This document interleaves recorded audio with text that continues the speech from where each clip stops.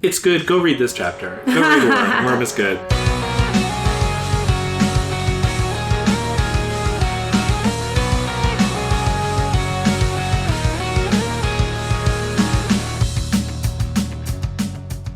Welcome to Inchworm, the podcast in which we are inching through Worm. I'm Jenny. And I'm Ted. And we read Shell 4.10. Ooh. Totally how decimals work. Yeah. It's a rough one. Taylor is in a rough condition the entire time. She is not doing well. Yes. But she is doing things in spite of... Oh, yeah. ...the state that she is in. Oh, yeah. She's out there taunting taunts, cutting off toes. This is our first chapter where the protagonist, the point of view character, has an altered mental state. And it is really good. I think it was really well done. This is maybe an underhyped, at least by me, part of Worm that is consistently excellent. But when you get a situation, a circumstance like this, where the protagonist is, altered mental state is really, out of it in some way, but not always because you've just been exploded by a pain bomb. And it's always really good. This is like one of my favorite chapters to read on the reread so far. Yeah, okay. Just because of how it was written. Yeah. And the tension. I will admit I was mostly distracted by what's going to happen. That totally makes sense, right? Yeah, it's so nice. I know exactly what's going to happen between now and the end of the arc. Yeah. I don't need to worry about that. I can just enjoy how totally different experience. Taylor gets to where she gets to. All right. I will tell you what happened in this chapter. So Taylor wakes up. It's unclear what kind of bomb it was. She is in a lot of pain. She also can't really see anything. One eye just doesn't seem to really be working, and the other is blurry, and she kind of is seeing, glows in front of her vision. I'd like to read some of the effects of the bomb. I was beginning to hurt, like paper cuts, but blown up to 200 times the size, and each of those paper cuts was one of my muscles. My skin was prickling with stings that were gradually feeling more and more like a burn. My joints throbbed as though every single joint had been torn out of its individual socket, and people were banging the still-alive ends of them against the pavement in a grim rhythm. Really good description. Yeah. I mean, I think pain bomb qualifies. Well, so she also can't hear very well, and she can't think very well. Yeah. I feel like it is a little bit more than a pain bomb. Yeah. I feel like especially the damage to her skin. I don't know. It doesn't feel like it was just a wave of pain. It feels like there was more going on there. I guess this feels like it is turning pain up to 11, the highest setting possible, all throughout her body in a way that is not like the consequence of something else. This feels like a direct That's true. effect. It's not like all of her limbs are broken. Right. Yeah. Right. So I'm still not clear in my mind what the bomb was. Yeah. But she's also bleeding, so there was some direct effect of and you're not clear on it. I don't really know for sure. It's really unclear what is even happening in a lot of ways, just because of how out of it. And that's one of the best parts. Yeah. I will say in my summary. Yeah, I derailed us. I'm so sorry. That is one of the best parts of the narration, that Taylor really is having trouble thinking. She's like, oh, there's a woman laughing. What's her name again? Oh, yeah, Bakuda. She's just really having trouble stringing thoughts together. Like you said, very well described. Too many thoughts were orphaned, disconnected from everything else. Bakuda realizes that Taylor's awake and tells us a little bit of the backstory of what she's doing here, that one of the ABB is on the staff, or one of Bakuda's new minions, possibly not an ABB member, but someone who was conscripted, perhaps, is on staff at the Protectorate headquarters and has been guarding Lung. Can't get him out, but did get the full story. So Bakuda knows that Taylor is responsible for taking Lung out. Uh-oh. Yeah, so Taylor's the one she really wants to suffer. So she's planning to make Taylor watch what she does to her friends. She says, move on to your unconscious buddies. I glued them down just to be safe. We don't know if that's all 3 of the other Undersiders. We know that Alec was unconscious. Gru probably is unconscious from the bomb, like Taylor was. We have no idea what's happening to Tattletale. We don't see Alec or Lisa in this entire chapter. And there was some description of Gru being restrained towards the end, right? So that fits with the tied down your buddies. Well, glued down. Glued down. Is intriguing. Right. I don't glued know exactly down your what buddies. that means. Yeah. Though Gru isn't unconscious, as we learn. Well, he might be unconscious at this point. That's true. The chapter. He wakes up pretty shortly. Yeah. So Taylor follows this thread of like school, trouble, the trio, Bakuda. I'm not sure what what function the trio is performing there, but she manages to taunt Bakuda using the information Tattletale gleaned that like, oh, you think you're so smart, but you came in what, second? Was it even second? And Bakuda is furious. And then we find out Gru is awake. He is saying something, but Taylor can't hear him because her hearing is damaged and Gru's mask and possibly power distort his voice. So then Bakuda's furious with Taylor for what she said. She is kicking her in the face. The most painful thing for Taylor seems to be moving to avoid being kicked in the face. Like her body is just in so much pain. But she's holding on to consciousness, and she sees Bakuda, who she can understand much better than Gru because of the way her mask filters her voice, talk about this bomb that she has, 227. She is going to shove it in, I think, Gru's nose. Yeah. And she tells Taylor and Gru about it, how it is a space distortion bomb modeled after Vista's powers, but it bypasses the Manton effect. Like, this bomb does affect people and space. And what it will do is not kill you, but distort you into some grotesque shape that doesn't quite look human, and you'll have to live with that. So it's a little bit to the pain, Princess Bride situation. Yeah. So Taylor is seeing her talk about this. Bakuda does put the bomb up Gru's nose, and Taylor's like, I have to do something. What do I have? She does some inventory. Pepper spray? No. She has pen and paper, cell phone, change. Baton? She's not strong enough. EpiPens? No. The only thing she has that could be useful is a knife. So Bakuda's kind of putting on a show, gloating, and Taylor manages to get the knife in position, swing it, and cut off her toes. Ooh. So at least 2 of her toes get cut off. And Bakuda is screaming. Taylor's knife is embedded in the pavement. She's trying to pull it out. Gru is asking for the knife.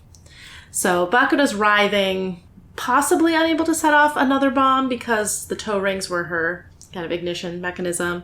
Unclear. Gru is asking Taylor for the knife. He's tied up. And Taylor manages to wrench it out of the pavement and extend it, and then she passes out. We don't know if Gru got the knife. We don't know if he can reach it where Taylor passed out. We don't know what happens next. Ooh, yeah. So, tough one, but Taylor really struck a blow. Yeah, exactly. Yeah. I guess I'll try really hard not to reveal anything about whether, the last moment is a moment of triumph or like just not enough. But I'm curious, like, how did it feel to you? Oh my gosh. There? I mean, it felt great. I have in my notes, cut her toes off, and then Taylor did. Yes. I was so happy. Yes. And it was such a victory for the combined Undersiders team, right? Because, I mean, first of all, Taylor has this knife because Tattletale convinced her to, or maybe Gru convinced her to ask the boss for weapons. But also, the information from Tattletale about the toe rings is what enables Taylor to do this in a way that is possibly effective. Gru didn't seem to have exploded by the end of the chapter, who knows? But of course, Bakuda doesn't know Tattletale's power. She would never expect anyone to know about the toe rings. It seems like she wasn't even wearing, like, steel-toed shoes, which maybe she needed to have, like, shoes that weren't as protective in order to let the signals go from the toe rings. But, like, maybe she was just arrogant and was like, no one will think of that. Yeah. But because Tattletale has her power. Yeah, exactly. No one expects a power like Tattletale's. Yeah. Like, not psychic, but practically. Not psychic, can't actually see the future, but sometimes we'll just get a glimmer of information that is key to everything. Yeah. Which is so narratively satisfying, because that's what you want, right? Like, you want the heroes to find some unexpected pathway that the enemy could never anticipate. And that's what Tattletale's power does. Like, in any other story, you'd have to so carefully figure out, like, how am I going to get the information to the heroes that it's toe rings so they can act on it? But Tattletale's power just, like, very organically lets you bypass that. That's so true. That's a really good point. Yeah. And, I mean, Taylor was just so down and out the whole chapter and, like, struggling to do anything. So it felt like such a triumph. It felt so earned. Yes. When she was able to do something. It also... I love inventory stuff in stories. It's the sense that the characters are using absolutely everything at their disposal. And they're really scraping the bottom of the barrel. They're just going full out. It's sort of like those stories where, you know, these kids only have a backpack with peanut butter and $7 and they have to cross New England. It's like, exactly. What does she have? Like, she only has this, like, motley collection of things. We talked about this in the chapter where she was fighting Loom. Like, what does she have? And she goes through everything she has, and there's one thing that's useful. Yeah. Just like with the pepper spray. This time it was the knife. And, just love that. That tension is so good, and it feels incredibly earned, despite the fact that it's like just, we just have the one thing, and it took just long, right? Like, it's very much like, it feels like if everything hadn't aligned just perfectly, then they would have lost, right? Yes. So I think that's what makes it feel satisfying. Taylor had been farther from the body if she hadn't quite been strong enough to swing the knife. Yeah. Yeah, and the other side of it, we've been talking a lot about Taylor, but Bakuda is monologuing and loves that she has an audience, right? There's the time when she's like, oh, good, you're awake, Taylor. But then when Taylor is like trying to get into position, right at the end there, Bakuda's like, what are you doing flopping around? Pay attention, right? Because like, it's not enough for her to disfigure Gru in this horrible way. The point is that she's going to make Taylor watch, right? Like, that is part of what Bakuda is, makes Bakuda tick, and that is also part of her weakness that gives Taylor just enough time to strike the blow. Bakuda is a great character. She's so powerful. What she has, I mean, we see here she has a bomb that basically has Vista's powers, but more so. She has bombs that do so many different things. It's basically like she has an entire backpack full of superpowers. Yeah. But because they're not actually her power, they're in these bombs, she can be disarmed, like by Taylor cutting off her toe rings. Right. And her toes. And also she has this psychological weakness. We see both sides of that in this chapter, because at the beginning, Bakuda is taunting Taylor for having done what Tattletale sort of talked about. She's like, oh, you thought, like, getting a little victory over me is super dangerous. Like, you thought I was out. Like, you left me with a grenade launcher. You were hugging. Yeah, that is so funny. Like, you fools. And so that, like, rage is what powers her to be... So, I mean, to have exploded the bomb at the end of the last chapter, to be so violent towards Taylor in this chapter, and then to use this, disfiguring bomb on Gru, or to try to. But it also is what takes her down, because she just wants to be admired and wants to put on that show. And you see, like, the other side of the glass jaw, too, right? She comes in hot at the beginning of the chapter because they knocked her down. But then Taylor is so effective at getting under her skin with the school comment, which again is like, the school comment makes Bakuda monologue more, right? Like, it actually it exacerbates. It actually gives Taylor enough time to make the plan work, which is also so satisfying. Because, like you're saying, Bakuda has perhaps any power that she can put into a bomb. Like, anything in a bomb can be her power. Time, space. But what she's limited by is her personality. Yes. Right? A real liability. Yeah. Jumping off of the Bakuda thing, another thing that's really interesting to me is that Bakuda has escalated things so far, and honestly has put Taylor in so much pain. Oh, yeah. That Taylor has nothing to lose anymore.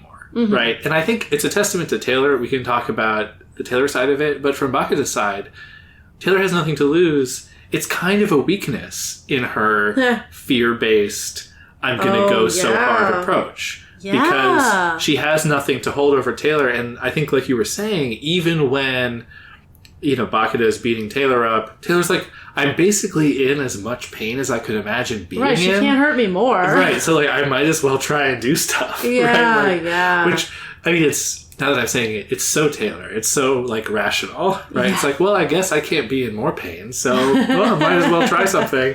But it's also, like... I mean, that's kind of what I was saying last time, that fear is a really blunt weapon. Maybe it was 2 times ago. That fear is a really blunt weapon, and it's a little bit like Taylor controlling the crowd with her Black Widows in the bank, where, like, if someone does call your bluff, like, I mean, in Taylor's case, would she actually be willing to bite them? Probably not. Right. But in Bakuda's case, like, she would be willing, but then after that, like, the person's not dead right away, you don't have anything else to stop them with. Yeah, and in fact, if she had just killed them all at the end of last chapter, she wouldn't get the satisfaction of doing the grandstanding in this chapter. Right? It's almost a totally different... That's why it's a classic villain mistake. I'm going to let you watch me destroy your friends. Yeah. I mean, whatever order she killed them in, someone could have fought back. But, like, taking any time to kill them rather than killing them as efficiently as possible leaves her open to this kind of sabotage. Exactly. Toe removal. Yeah, yeah. Your classic toectomy.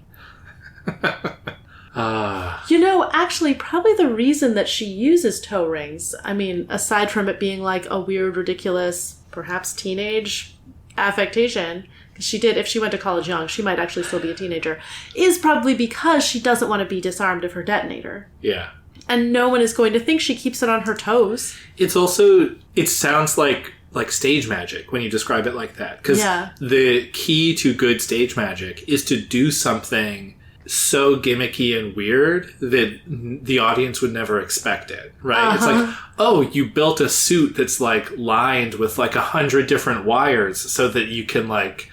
pull stuff in and out of it. Like, people are just like, well, why would you go through all that effort? It's like, well, because it makes the magic trick work, right? Like, it's the kind of same thing. It's like, interesting. Oh, like, you have the toe, like, no one's going to think of toe rings, and then you can kind of do, you're like, it's magic, I have used my mind. Right, exactly, yeah. Yeah. And that's also why she says she uses her mind, so no one looks for a detonator. Yeah, but exactly. Again, no one's looking. Tattletale's power. Right. Do you want to talk any more about the Taylor being out of it effect? I mean, let's face like, there's so much good stuff. It's true. Okay, so another fun thing, we can never hear what Gru is saying, right? Mm-hmm. Which... very isolating in Taylor's mind. Yeah. Great way to put it. Yeah. And I was saying it's disorienting, and it's sort of... It's fun, especially when we read when I already know what happens. It's fun to, like, think, like, well, what is Gru saying? Like, try and figure out what that other side of the conversation is. How is he reacting to the situation? Mm-hmm. But I also really love that it gives Taylor this moment of victory. Like, she's so out of it in the first half of the chapter, and then she has this realization, like, oh, okay, actually, Bakuda has a gas mask. The language is uniform and processed, so I can understand it. Gru's vocal distortion is, like, going to be enough that he's totally garbled and incomprehensible. Mm-hmm. And just that she can figure that out is, like, a huge victory for her that propels her to, be able to try more and more things. Mm-hmm. Right, that little mental victory.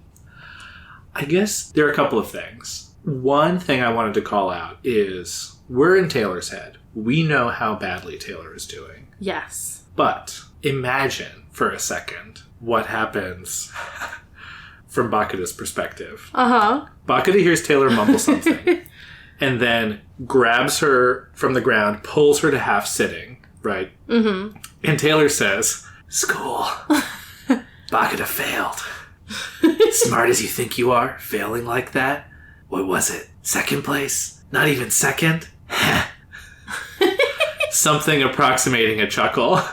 And then Bakuda just, like, throws her back to the ground. Uh-huh. I mean... so haunting. It's stone cold. Like this, how does this kid know? Yeah. Practically dead. Like, and the fact that she has it enough together to try and, like, laugh in her face, it's so intimidating, right? Uh-huh. Like, I find Taylor incredibly impressive. Her resilience. And, like...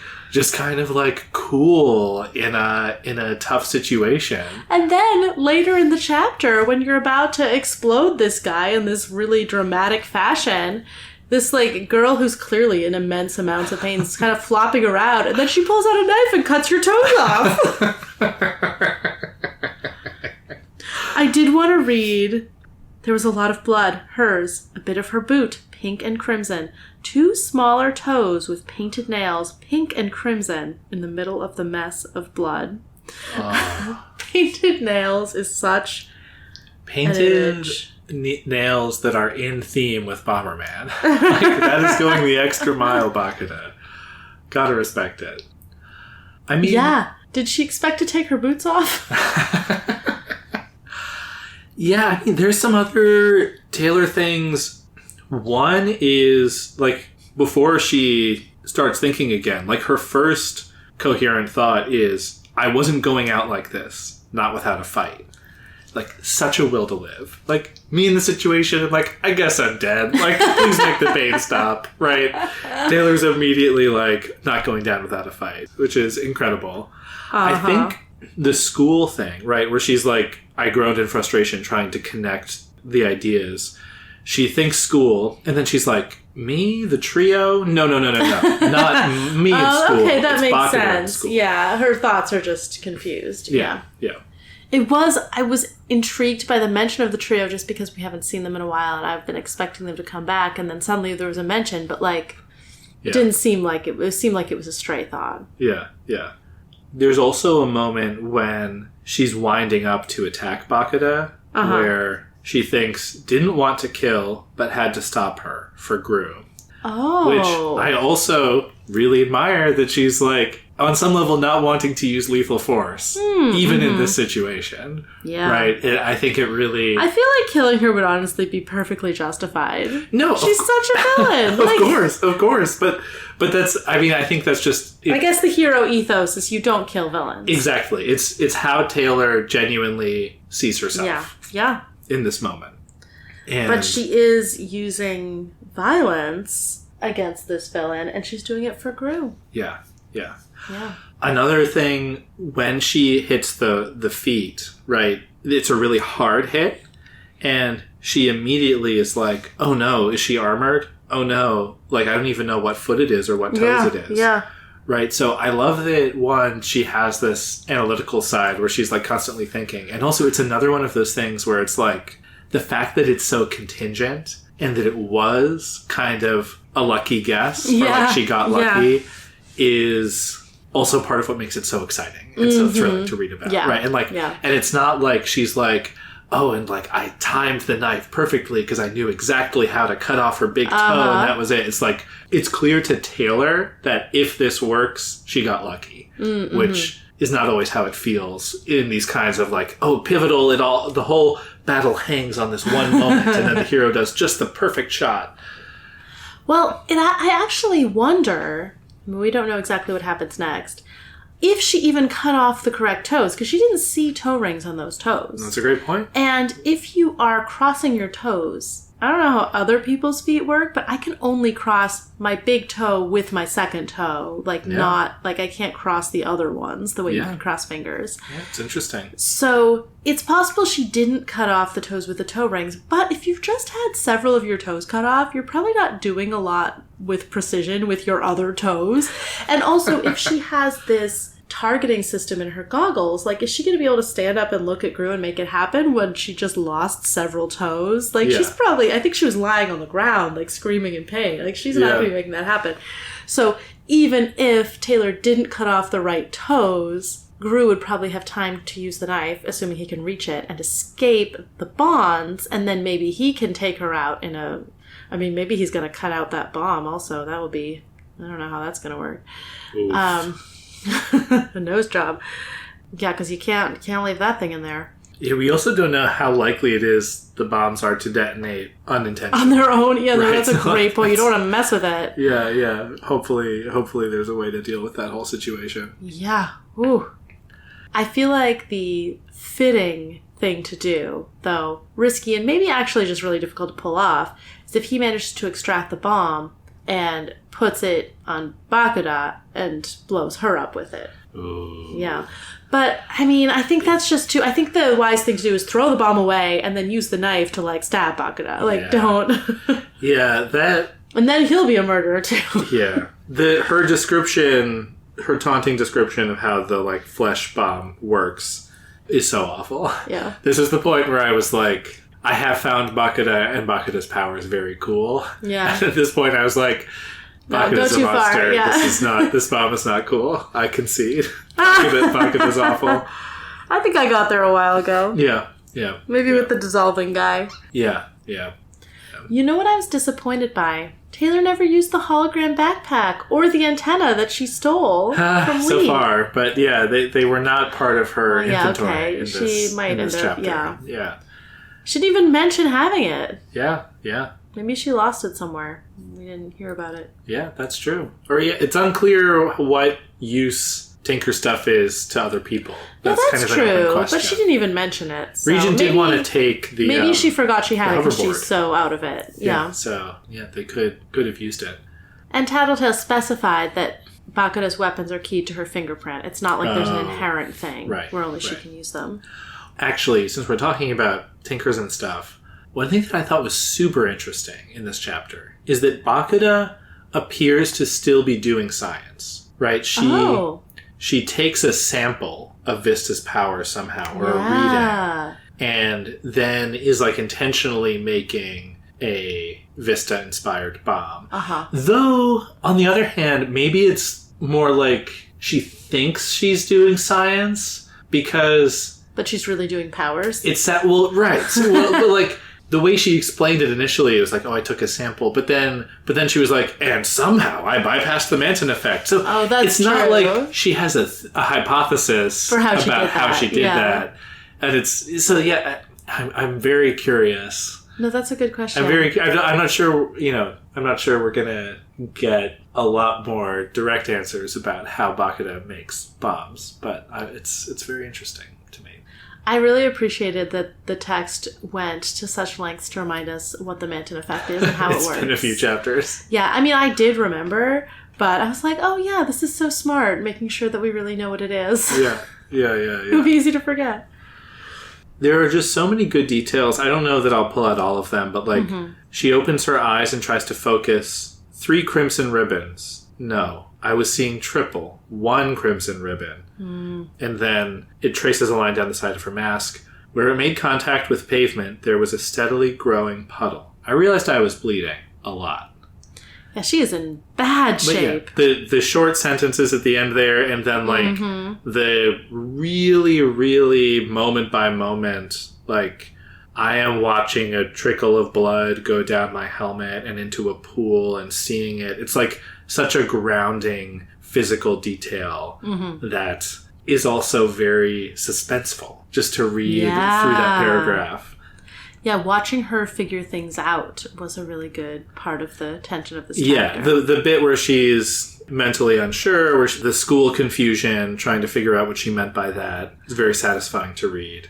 I really liked the bit where she's talking about her mental state. She's not going out like this, not without a fight.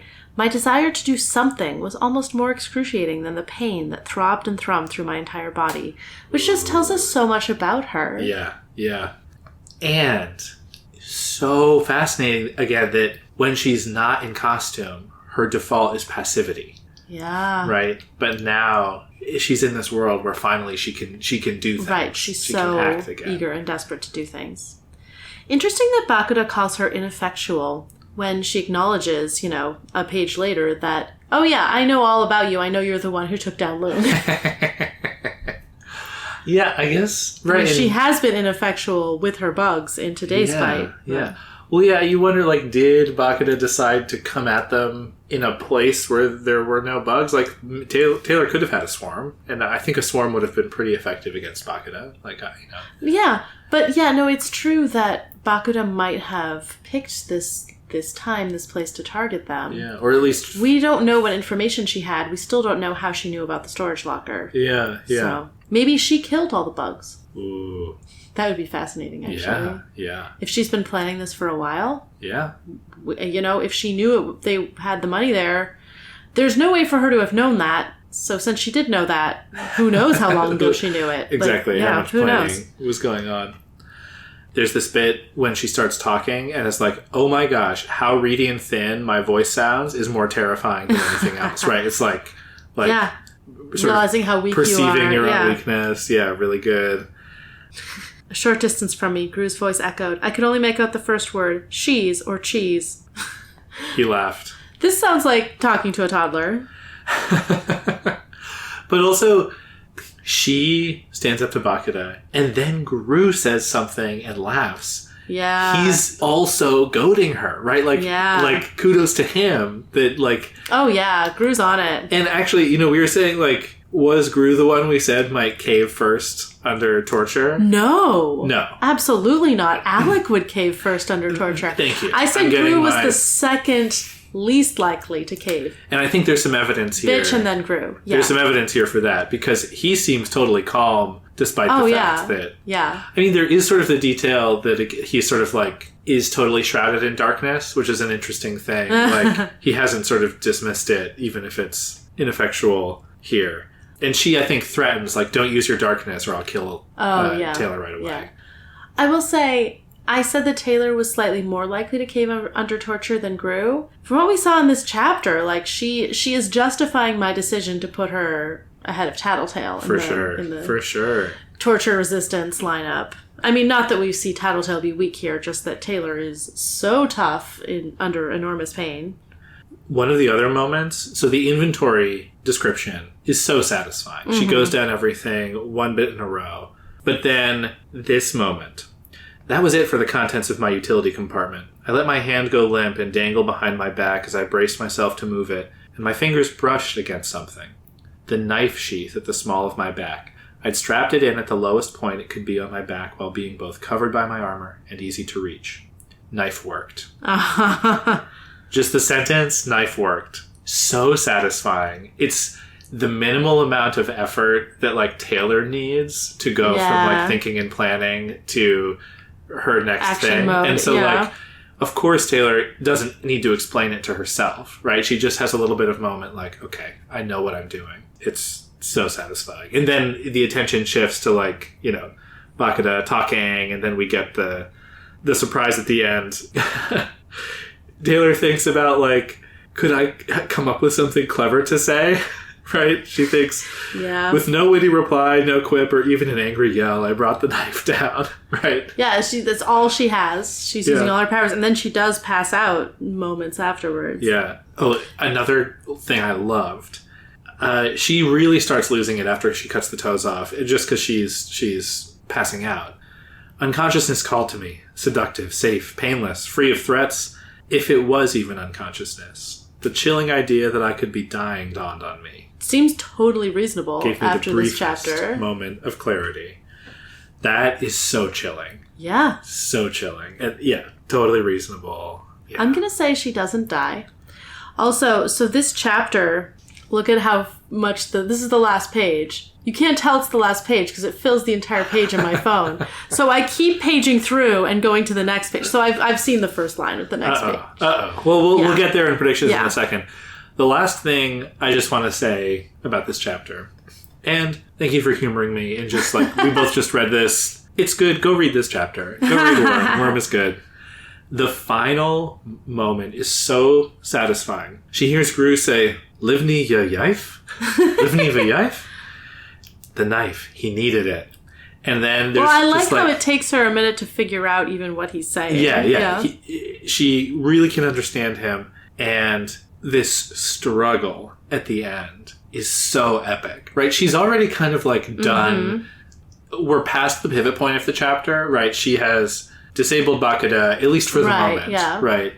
But I let myself fall into my front, face toward the ground so I wouldn't choke. The knife-holding hand stayed put, but my arm bent at a bad angle, eliciting a stab of pain. My wrist and elbow awkwardly twisted, strained to return to a natural position. I resisted the urge to let go, kept my grip on the knife handle. The ground gave before I did, and the knife came free. Barely. My arm straightened, stretching out in front of me, the knife gripped in my black-gloved hand. I looked up from the knife to see a blurry image of Gru struggling under his bonds, the last thing I saw before darkness and merciful lack of consciousness claimed me. Just, she puts everything. Oh, yeah. Everything into this. And I can just picture her. Again, she's totally messed up on the ground, and she's using every little bit of what she has left before passing out to pull the knife out and sort of like gesture it in Gru's direction. Yeah. And it's just, I was like cheering. I'm cheering for her as we go through all of the minutia of how she survives. Yeah. Until first sentence of the next chapter when Bakuda kills her, presumably. But of course. But it's so hard won. It's so satisfying to read. It's true. Also, totally natural place to stop. I bet everyone who reads this chapter is like, oh, I finished the chapter. Time to go get a sandwich. I'll just pause and think about this chapter for a few hours. I'm not going to read the next one. So, thank you again for indulging me. I would love to hear what you think is going to happen next. Sure. Well, I have seen the first line of the next chapter. Given the first line of the next chapter, which is... Hey, Taylor, wake up, a girl's voice. So, I'm going to say that's Tattletale. Sounds plausible. There are other theories, like that she was abandoned there, found by the police, and these are her bullies or something. Maybe Bakuda's a little younger than we thought. She's a girl. I mean, that is true. Bakuda could still be a teenager, and even if she's in her 20s, she could sound like she has a girl's voice. Yeah. Not going to sound that different. But I'm going to say it's Tattletale. So that implies to me that they all get out? So how could that happen? Okay, so if Tattletale and Regent are glued down, wild, it sounds like Gru is just tied up. He's struggling against his bonds. We don't hear about any glue. Well, we do hear a little bit of Gru's situation. He was bound in a half-sitting position against a locker with what looked like lengths of sticky gold ribbon. Oh, okay, so it's like a glue rope situation. Who can say? Weird. Why would that be what she has on hand? Who can say? That's so odd. It's almost like fly paper. Yeah. Did she actually trap all the bugs and kill them? And that would be so wild. I would be so tickled if that's what happened. So, okay. Gru, I'm going to say he's going to get the knife and cut himself free. And then he should be able to cut the others free. If he did that, oh my God, Taylor. What a hero. It's true. What a hero. Well, he still would be with 3 unconscious teammates in a storage facility that is like a maze and still full of ABB, presumably, although maybe they all fled when Bakuda set off that bomb, who knows. And I guess the people on the Jeep with her were killed or knocked out. So, okay. If Gru ends up with 3 unconscious teammates, he still might have trouble getting out. I wonder, maybe Bitch will come and rescue them. We haven't heard anything from her, so I'm going to guess finding her is still going to be another adventure to come. So, yeah, here's where I'm putting my money. Gru does manage to cut himself free using the knife. He's able to rouse, perhaps Lisa. Alec really was in rough shape even before the bomb, so I'm going to guess he's not going to be super useful. But between Gru and Tattletale, they can probably find their way out of the storage locker, and I bet the 2 of them together could get Taylor and Alec out. All right, one awake person per unconscious person, even though I bet all of them are going to be in a lot of pain, and it's going to be really difficult. So I think they're going to have made it back to the loft, maybe with liberal use of darkness, but they won't have found Rachel or the money or the dog. Yeah. Yeah. Ooh. Yeah, and they'll have a lot of explaining to do with the boss, and they might have to find and kill Bakuda. Oh, do I think... because Bakuda's still awake. She had her toes cut off. Yeah. So Gru is going to have to get the bomb out of his nose. There were some scissor pincher things that Bakuda was using that maybe he can use for that. I don't know if he will leave Bakuda alive. If I were him and I had the ability to just kill her, that honestly seems like a good choice. I don't think he has the same moral code against it that Taylor would. I suspect, given how interesting she is as a character, that something is going to foil his ability to do that. Maybe there's a struggle with her and she escapes, or, I don't know. Yeah. It's the same thing I was saying about Clock Blocker. It would be unsatisfying to me as a reader, as a rule, for her to die if she died off screen between yeah. these 2 chapters. It would make sense for Gru to kill her, but I think narratively you're correct. Yeah. Yeah. So I do think they're going to get away. Maybe they'll just wake Taylor up where she is, but... All right. I think they're gonna... I think she'll wake up and they'll be away already. That's my prediction. All right. Sounds very good. Are there any new cape names? No, there are no new cape names. I'm not at all surprised. We're getting close. Okay, thank you. I'll give you one little tease. There are new cape names in Arc 5. Okay, well that makes sense. So it can't take us forever to get to Arc 5. We'll get there at some point. All right, well, I look forward to it. As do I. On Inchworm. Worm is a web serial by J.C. McCrae. You can read Worm at parahumans.wordpress.com and support the author at patreon.com/wildvote. Follow us on Tumblr and Blue Sky at Inchworm Podcast, or find our Discord link and any other updates on inchwormpodcast.com.